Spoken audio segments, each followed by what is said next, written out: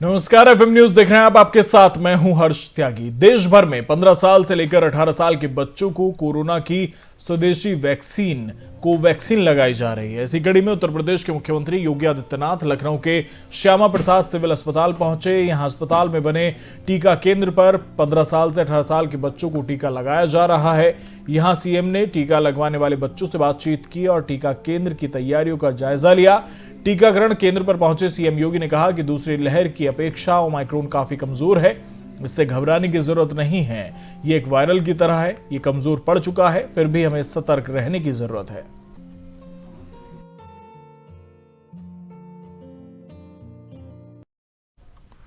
आज यूपी सरकार 2 करोड़ श्रमिकों को भरण पोषण भत्ता देगी। पहले चरण में 1,000 रुपए की धनराशि सीएम योगी आदित्यनाथ श्रमिकों को उनके खाते में ट्रांसफर करेंगे। योगी सरकार ने कोरोना महामारी की तीसरी लहर की आशंका के मद्देनजर असंगठित क्षेत्र के श्रमिकों को भरण पोषण भत्ता देने का ऐलान किया है।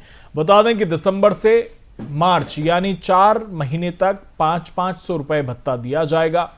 कुल 2,000 रुपए दिए जाने हैं, जिसकी 1,000 रुपए की 2 किस्तें जारी होंगी। इसी समय प्रदेश में कुल पंजीकृत कामगारों की संख्या 5,90,08,745 है।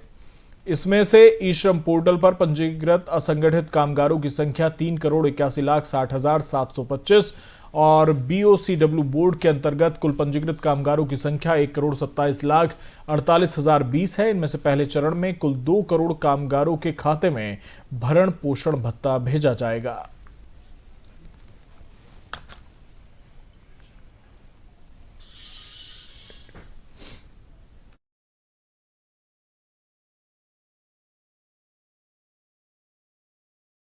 हमारे साथ स्थानीय संपादक विष्णु मोहन हमारे साथ जुड़ गए हैं। विष्णु मोहन, क्या कुछ इस कार्यक्रम के बारे में आपके पास जानकारी है? किस वक्त ये सौगात सीएम योगी आदित्यनाथ कामगारों को देंगे?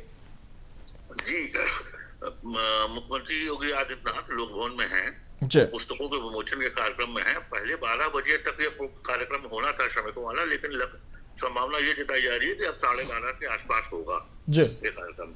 इसमें असंगठित क्षेत्र के श्रमिकों को भरण पोषण भत्ता दिया जा रहा है। जैसा कि आपने कहा कि 5,90,00,000 से ज्यादा श्रमिक जो है वो चिन्हित हुए हैं और पहले चरण में 1,500 करोड़ रुपए दिए जा रहे हैं।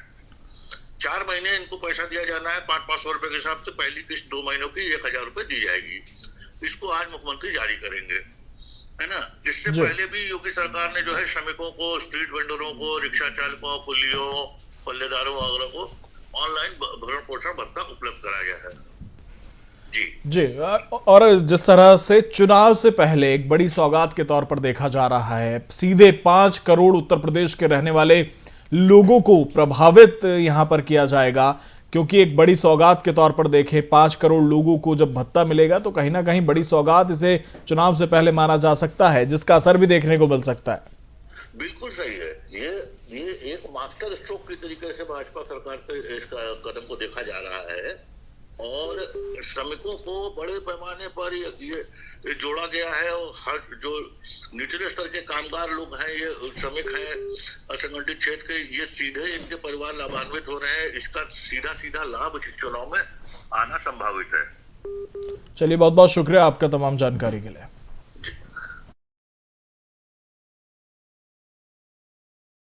योगी की तरफ से, और काफी महत्वपूर्ण इसे माना जा रहा है, मास्टर स्ट्रोक इसे माना जा रहा है, क्योंकि चुनाव से ठीक पहले 5 करोड़ लोगों को साधने का काम यूपी सरकार कर रही है। अब बात करते हैं अम्बेडकर नगर की। अम्बेडकर नगर से शुरू हुई बीजेपी की जनविश्वास यात्रा का आज लखनऊ में समापन होगा, जिसमें शिरकत करने के लिए बीजेपी अध्यक्ष जेपी नड्डा यूपी के दौरे पर पहुंच रहे हैं। 1 दिवसीय दौरे पर जेपी नड्डा लखनऊ में जनविश्वास यात्रा में शामिल होंगे और एक जनसभा को संबोधित करेंगे। लखनऊ की रैली से पहले जेपी नड्डा पूर्वांचल में होंगे। यहां बलिया से शुरू हुई जनविश्वास यात्रा का आज बस्ती में समापन होगा।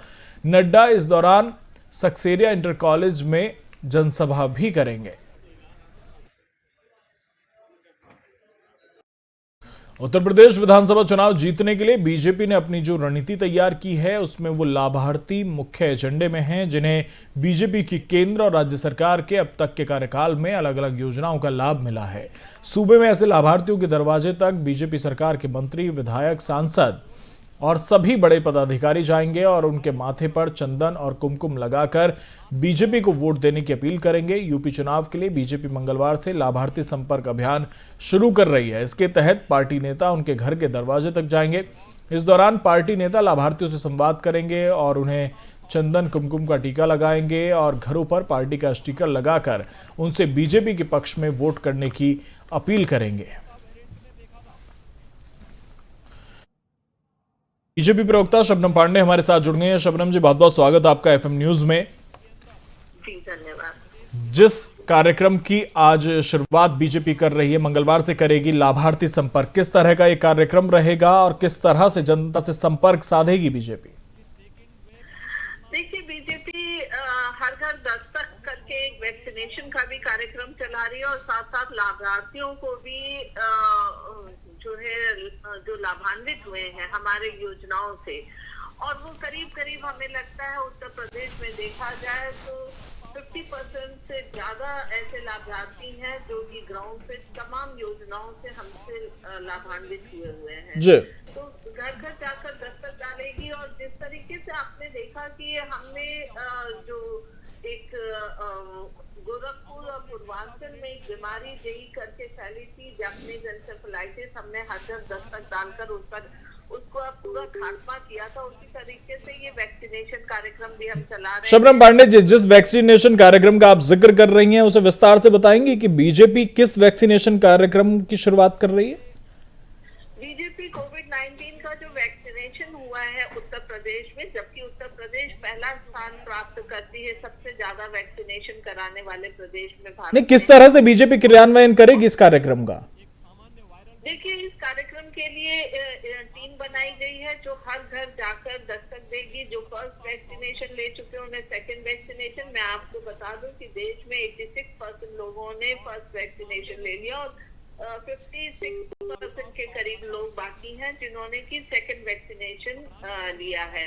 अब बचे हुए जो वैक्सीनेशन है उनका हर घर दस्तक के माध्यम से जिन इलाकों में जो रिपोर्ट आई है, जिन इलाकों में कम लोगों ने वैक्सीनेशन लिया है, सबसे पहले उन इलाकों को प्रायोरिटी पे लिया जाएगा और उसमें तमाम टीम में लोग रहेंगे जो घर घर जाकर दस्तक देंगे और दस्तक देके उनको कोविड से कैसे बचाव करना है और कोविड वैक्सीनेशन अगर 100% परिवार ने नहीं लिया है तो उन्हें दिलवाएगी। तो क्या आपकी इस टीम में स्वास्थ्य विभाग के लोग भी होंगे जो वैक्सीन लगाएंगे जिन्हें नहीं लगी होगी? निश्चित तौर पे वैक्सीन लगाने का काम स्वास्थ्य विभाग के लोग ही करेंगे। नहीं, मैं यहाँ पर यह समझना चाह रहा हूँ शबनम पांडे जी, क्या बीजेपी की उस दस्तक टीम के साथ स्वास्थ्य विभाग के लोग होंगे जो वैक्सीन लगाएंगे? निश्चित तौर पे अगर वैक्सीन नहीं लगाने वाले लोग रहेंगे तो दस्तक देने का कोई मतलब नहीं है। आपने देखा कि हमने तो यानी कि वैक्सीन के माध्यम से आप सीधे सीधे चुनाव साधने का काम कर रहे हैं? नहीं, देखिए, अगर हम देश में एकमात्र ऐसा प्रदेश है जो 19 करोड़ जनता को वैक्सीन दे चुका है, तो हमने पहले जनता की स्वास्थ्य की सुरक्षा की है। लेकिन क्योंकि अगर जनता को समझाने का काम करने में हमारे कार्यकर्ता योगदान देते हैं तो हमारे संगठन का एकमात्र जो उद्देश्य है सेवा ही संगठन करके हमने योजना शुरू की थी और सेवा भाव से हमारे कार्यकर्ता निश्चित तौर पे जाएंगे। इससे पहले भी तमाम जगहों पे कैंप लगवाने। शबनम पांडे जी, समझ से बाहर ये हो जाता है कि जो स्वास्थ्य विभाग जिसकी जिम्मेदारी है वैक्सीनेशन की, आपने बहुत अच्छी बात कही कि पहला राज्य है उत्तर प्रदेश जहां पर इतने लोगों को वैक्सीन लग चुकी है, लेकिन अगर सिर्फ स्वास्थ्य विभाग के लोग जाकर क्यों वैक्सीन नहीं लगा सकते? क्यों घर घर वैक्सीनेशन कार्यक्रम स्वास्थ्य विभाग नहीं कर सकता? वहां पर बीजेपी की टीम की जरूरत क्या है? सरकार के लोग क्यों नहीं हो सकते? देखिए, ये मैंने कहीं नहीं कहा कि स्वास्थ्य विभाग के लोग जाकर घर घर दस्तक देकर वैक्सीन नहीं लगा सकते। स्वास्थ्य विभाग पूरी तत्परता और ईमानदारी के साथ अपने कार्य को कर रहे, तभी हम इस आंकड़े को हासिल कर सके हैं। लेकिन अगर कोई राजनीतिक पार्टी है और वो सेवा भाव पर ही चलती है तो इसमें किसी को, मुझे लगता है किसी तरह नहीं, कल के दिन को तो सपा कहने लगे कि स्वास्थ्य विभाग के लोग हमारे साथ भेजिए और हम जाकर वैक्सीनेशन कराते हैं। देखिए, किसी भी राजनीतिक दल को सेवा भाव करने के लिए मनाही नहीं है। कोरोना के समय जब सारे विपक्षी राजनीतिक दल घर में घुसे पड़े थे हमारे कार्यकर्ता हर जगह जाकर, चाहे अस्पताल हो, चाहे सड़क हो, चाहे घर घर हो, जाकर लोगों की मदद कर रहे थे। और आज उसी सेवा भाव से वो वैक्सीनेशन कैंप में भी चलिए अगर हर घर दस्तक है तो वहां पर जाकर ठीक है, लोगों को निश्चित तौर पे जागरूक करेंगे, लोगों को प्रोत्साहित करेंगे कि आप वैक्सीन लीजिए, जिससे कि आप स्वस्थ और सुरक्षित रहेंगे। चलिए ठीक है शबनम पांडे जी, ठीक है, बहुत बहुत शुक्रिया आपका हमारे साथ जुड़ने के लिए। ओमिक्रॉन जो वेरिएंट आया है कोविड-19 का, ये काफी कमजोर है। प्रदेश के मुख्यमंत्री योगी आदित्यनाथ मंगलवार को अलीगढ़ के कासिमपुर पावर हाउस की 660 मेगावाट की नई यूनिट का उद्घाटन करेंगे। साथ ही जिले में छोटे बड़े 113 विकास कार्यों का शिलान्यास और लोकार्पण करेंगे। सीएम नवाब सिंह चौहान ग्रामोदय इंटर कॉलेज में जनसभा को संबोधित करेंगे। जिले के प्रभारी और कैबिनेट मंत्री सुरेश राणा, ऊर्जा मंत्री श्रीकांत शर्मा, ऊर्जा राज्य मंत्री रमाशंकर पटेल मौजूद रहेंगे। सीएम का कार्यक्रम तय हो जाने के बाद प्रशासनिक स्तर पर तैयारियों को अंतिम रूप दिया जा रहा है। बता दें कि कासिमपुर पावर हाउस में 9 यूनिट में से कई यूनिट बंद चल रही हैं। करीब 5 साल से जापान की तोशिबा कंपनी नई यूनिट का निर्माण करा रही है। इस पर करीब 6000 करोड़ रुपए का खर्च आया है। लंबे समय से इस यूनिट के शुरू होने की उम्मीद की जा रही थी। मुख्यमंत्री 660 मेगावाट की हरदुआगंज तापीय विस्तार योजना के साथ ही पावर ट्रांसमिशन कॉर्पोरेशन लिमिटेड के अलावा छोटे बड़े 113 विकास कार्यों का शिलान्यास और लोकार्पण करेंगे।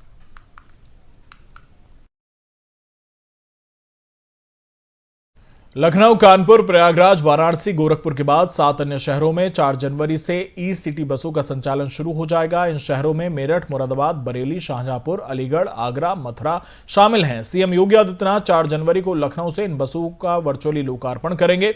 इन 7 शहरों में 75 ई बसें चलेंगी। बताया जा रहा है कि मेरठ में 15 और अन्य शहरों में 10-10 सिटी बसें चलेंगी। हालांकि अभी इन बसों का निदेशालय स्तर पर शहरों के हिसाब से आवंटन नहीं हुआ है। इन बसों का पब्लिक प्राइवेट पार्टनरशिप मॉडल पर संचालन होगा। बसों के संचालन का जिम्मा पीएमआई कंपनी को सौंपा गया है। इन बसों के चलने से लोगों का सफर सुगम होगा। उत्तर प्रदेश में कोविड के बढ़ते मामलों के बीच इलाहाबाद हाईकोर्ट की प्रशासनिक समिति ने दोनों पीठों यानी कि लखनऊ और इलाहाबाद में वर्चुअल मोड के जरिए सुनवाई का निर्णय लिया है। मुख्य न्यायाधीश राजेश बिंदल की अध्यक्षता में इलाहाबाद हाईकोर्ट की प्रशासनिक समिति की बैठक हुई, जिसमें यह निर्णय लिया गया कि 3 जनवरी से ऑनलाइन सुनवाई मोड को चुना जाएगा। अवध बार एसोसिएशन के महासचिव एएन त्रिपाठी ने लॉ ट्रेन को बताया कि उन्होंने बार एसोसिएशन के अध्यक्ष राकेश चौधरी के साथ प्रशासनिक समिति की बैठक में भाग लिया, जिसमें कोविड-19 के बढ़ते मामलों के मुद्दे पर चर्चा की गई। समिति ने पाया कि लखनऊ में प्रतिदिन 50 से अधिक कोरोना के मामले आ रहे हैं, जिनमें वर्चुअल सुनवाई की ओर शिफ्ट होने और ऑफलाइन सुनवाई को बंद करने का आह्वान किया गया है।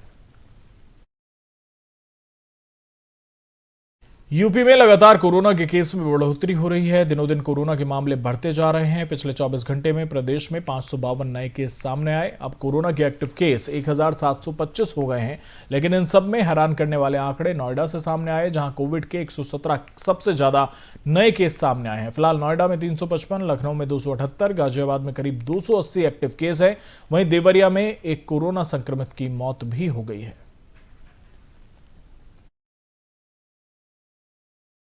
पीलीभीत में आईजीआरएस पर मिली शिकायत के आधार पर कच्ची शराब पकड़ने गई आबकारी विभाग की टीम को महिलाओं ने बंधक बना लिया। आबकारी निरीक्षक का आरोप है कि बंधक बनाने वाली महिलाओं ने जमकर अभद्रता की और गाली गलौज करते हुए उनकी वर्दी फाड़ दी। अब इस पूरे मामले में आबकारी निरीक्षक की तहरीर पर पुलिस ने 3 नामजद लोगों के खिलाफ मामला दर्ज किया है। आबकारी विभाग की माने तो गाँव के रहने वाले एक परिवार के घर पर कच्ची शराब बनाने की सूचना विभाग को मिली थी। शिकायत के आधार पर आबकारी निरीक्षक दीपेंद्र त्रिपाठी के नेतृत्व में टीम घर पर पहुंची, छापेमारी की। छापेमारी के दौरान घर में महिलाओं ने टीम को बंधक बना लिया और मारपीट की।